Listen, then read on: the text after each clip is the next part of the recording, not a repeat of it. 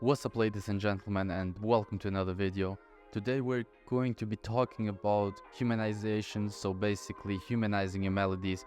You might be asking yourself, or while you're listening to some amazing songs out there, why do they sound different to my samples? And probably this is not the only reason, but probably a huge reason is using real instruments. Many producers out there don't know how to use any instruments, or might be playing just a little bit of piano, but there are only a small group of producers who is actually able to pay real session musicians to come by and record some of your ideas, especially when you're starting out.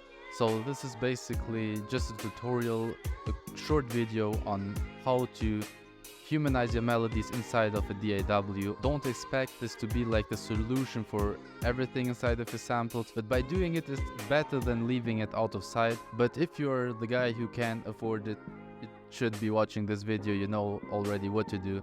For the others, let's see what we can do to come as close by as we can, just using our DAW, and basically starting off with MIDI and then transferring it into something that sounds like played by a human. So if you like what I'm doing here and want to support the channel, please feel free to like the video and subscribe to be updated each time when a new video comes out. So let's get straight into it. What do I mean when I say humanize your melodies?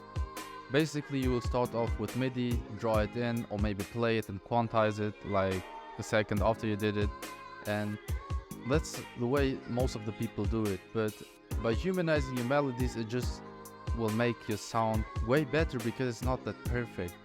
When we just stick to the grid all the time and every note is on time and we have the same velocity going throughout the song, that will like not be dynamic at all, and second, it will sound just too perfect and mechanical. So everybody will noticing some kind of difference and say like it doesn't feel like a real human, because it is at the end of the day. The goal is just like to reach that like natural sound basically that the musician has when he's playing the guitar or the piano. Those small human imperfections that we're also used to all when we listen to songs or like bands or like live concerts when they play everything really live and not playback. There will not be everything on grid, so forget about that.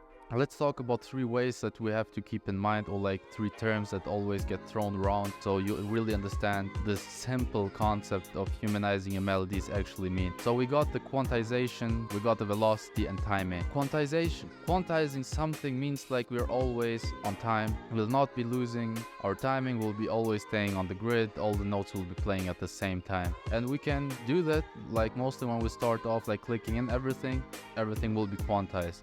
Second, the velocity is like how hard the sound is getting hit basically. If we play the piano, are we playing it like really low, so are we hitting the note really hard, or are we playing it like not with as much power? That will make a big difference in the dynamics of the sample we were working on. And of course we got the timing, so this relates to that quantization factor that we just talked about. We got like, we can play it in legato or like staccato, that's like known for like strings especially, and this also can be used like in different ways, and that's the timing really important, because if we have like a perfect staccato, this will sound like a little bit weird. So we'll use micro timing, that's like, of course we'll not take maybe a second, but we'll take a few seconds off the grid and just move the small notes from here to there and see how they sound like, or when we play like a chord. So that will be like our way to reach that real music sound. We also shouldn't be forgetting about the tools that we got in our DAW at the end of the day. Relating to humanizing our melodies, we can use the randomize button. I think that's pretty known. So we just select our MIDI data that we played or like clicked in, and we just clicked on randomize. What that's basically doing is trying to simulate a human, like putting small errors and like delays and like timing. It's really great to get started off, but I think doing it your own way, if you randomize too much, like the DAW won't know what's in your head, so it will give you a starting point, but I think you should go in and do it manually as well. I think there are also some humanizing plugins. I haven't tested any, but you can check that out. And of course the manual MIDI editing that I really like the most, to be honest, because we have the option to decide how hard each note should sound, when it should pop in, when it should end. And I think that's still the best way to give it that the human touch, because we are humans, we know it the best. So let's get into 3 examples that I made for you. we'll see the first one that just the quantized MIDI data. Then we'll take the same MIDI, put it into the randomization, so I will just click the randomize button and see what the DAW comes up with. And then I will show you the best way, doing it yourself, and you can decide on your own how that sounds like. So I will do that on an example of the piano because I think it's the greatest way to hear the difference.